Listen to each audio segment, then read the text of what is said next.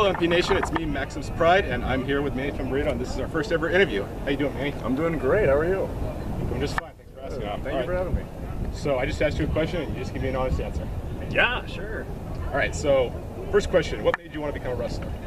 Probably seeing wrestling for the first time when I was a kid. I didn't really stick to school. I was kind of traveling around because that's kind of what my dad's job was. So I was having tutors essentially, and the tutor had a kid, and well, not really a kid. He was like 20, but he was watching something on TV, and I was like, whoa, what is that? And it was Brock Lesnar and Kurt Angle. And it was their Iron Man match on SmackDown, and I was like, I didn't want to have my lesson because I just wanted to watch the whole thing. I was completely and totally hypnotized by it. Professional wrestling is, there's really nothing like it on earth, you know? There's like movies, there's like, you know, plays, there's theater. It's sort of a combination of every cool thing I've ever seen in my life.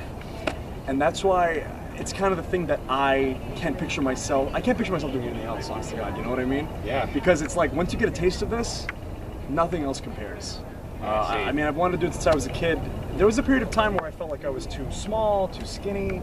I looked at my background, you know, where I was from, and I thought maybe guys like me, we don't be successful in wrestling, but I kind of had the feeling like, for me, like I was 17 or 16 when Daniel Bryan beat John Cena for the WWE Championship at SummerSlam. Yeah, I saw that. And I saw that match with my two little sisters, and we were going crazy, and that's when I kind of realized that if you want to be the best, it's up to you to be the best, you know what I mean? All you gotta do is work hard enough. Work hard. And that's kind of, you know, enough of the excuses, enough of the things that I believe are limiters or roadblocks to what I want to do. I'm just going to do it. All right, so how many wrestlers have you defeated? Good question. A lot more recently for some reason. It's kind of strange, but ever since I got back from the Greatest Royal Rumble, I've been winning a lot more. It's interesting. How many have I defeated? I don't know off the top of my head. Because to me, to be completely honest, there's the mark of a great wrestler is that you can lose and lose and lose, but at the end of the day, the fans remember you. You know what I mean? Yeah.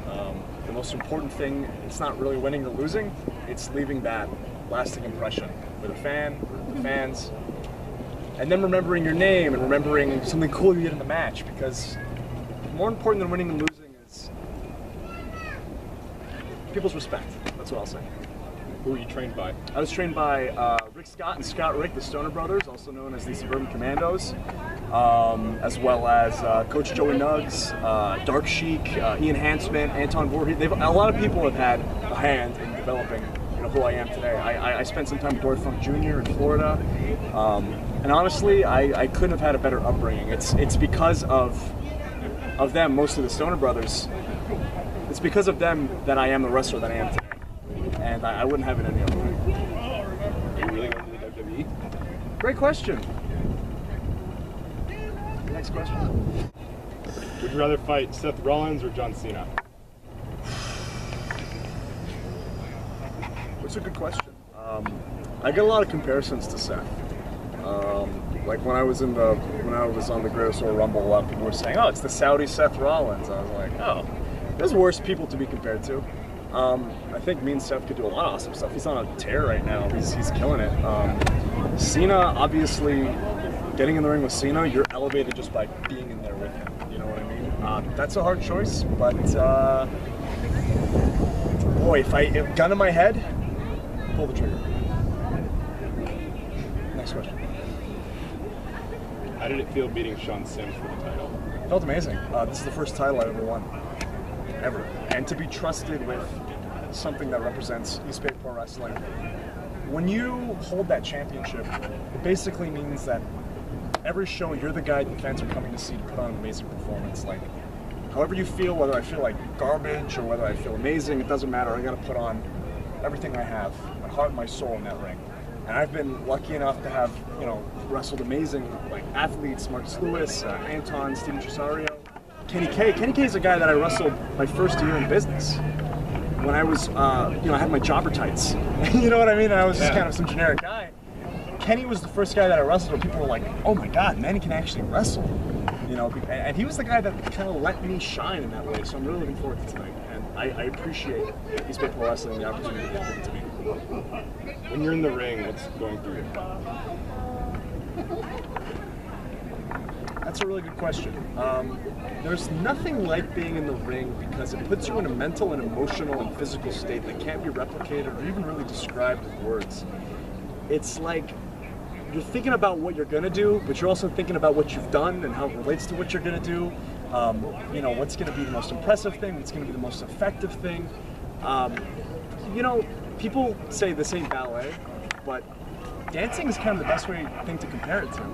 Because you're in there with the guy and, you know, you can hate him, you can love him, but at the end of the day, you're working together. You know what I mean? Yeah. Yeah. Sorry about that. Sounded like that. How did you feel when you heard Virgil FLYNN III pass away? It was very surreal. I didn't believe it, honestly. It was...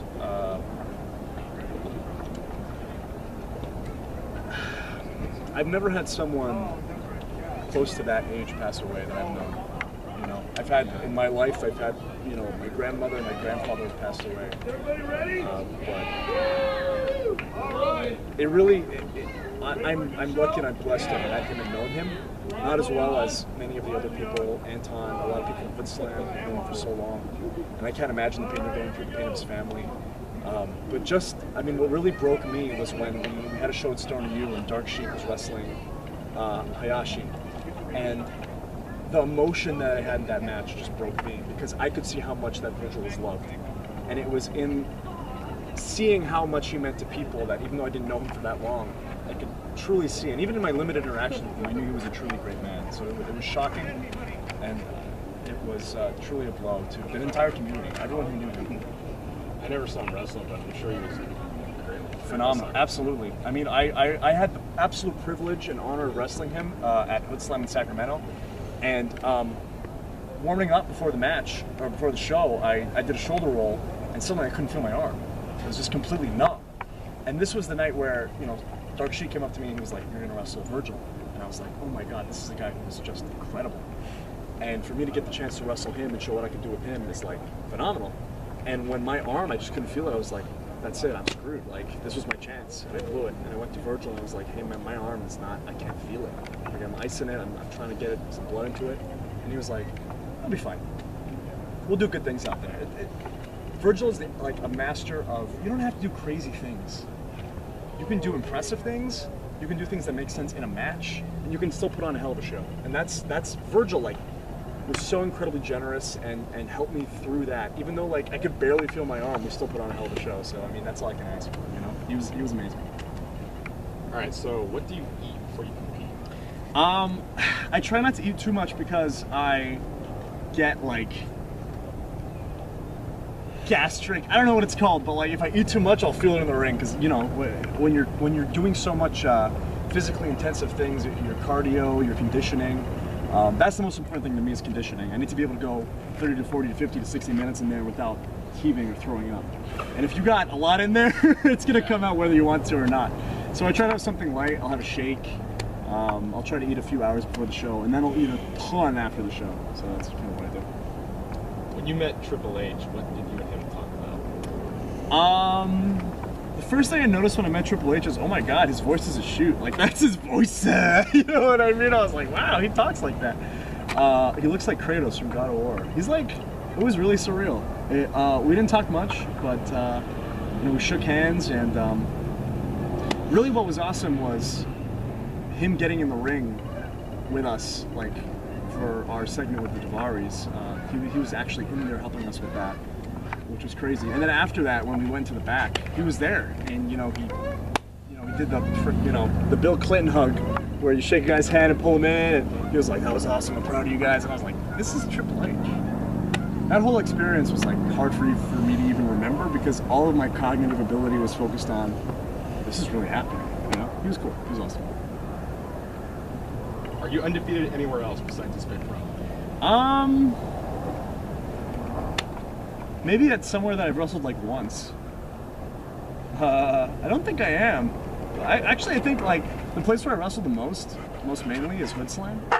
And I think the last match I just had, I think might have been the only match I won. But like I said earlier, people don't really care about that. You know what I mean? Like, there are ways you can, as a wrestler, lose, but still be the thing that people remember, the person that people remember.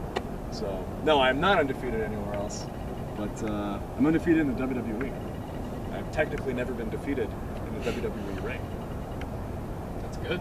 Haven't won either, but we'll see. Who are your wrestling friends? My wrestling friends, everybody at Hood Slam, everybody at Stoner U, Brutal Rob Hands, I've known him for a long time, Steven Tresario, Big B, Richard Shineri is an amazing person, the Stoner Brothers, obviously, pretty much anybody from Stoner U, and a lot of people here at East Bay. I've never really had a wrestling enemy, you know what I mean? But the guys I train with are pretty much the guys that I hang out with the most, so yeah. Do you see yourself becoming Intercontinental Champion? Yeah, I do, and I would be incredibly proud to have that honor. Right now, what my main focus is, I think I'm trying to gain weight. I think that's something that I need to work on, is attain mass and then cultivate that mass. But you know, because it's one thing to be someone who can perform at a high level, but at the end of the day, wrestling is a visual business. You have to look a certain way for it to be believable. You know, and obviously with MMA, people see that, you know, smaller people can compete at a high level even more than big guys. But depending on who you're wrestling, you kind of have to, you know what I mean? Yeah. Yeah. Right. But yeah, I do. Yeah. All right, last question. Are you really 17? All that matters is that I'm 17 in here, and in there. Good answer. Yeah. Well, thank you, Manny. Thank you, I really appreciate it. No problem. All right, guys.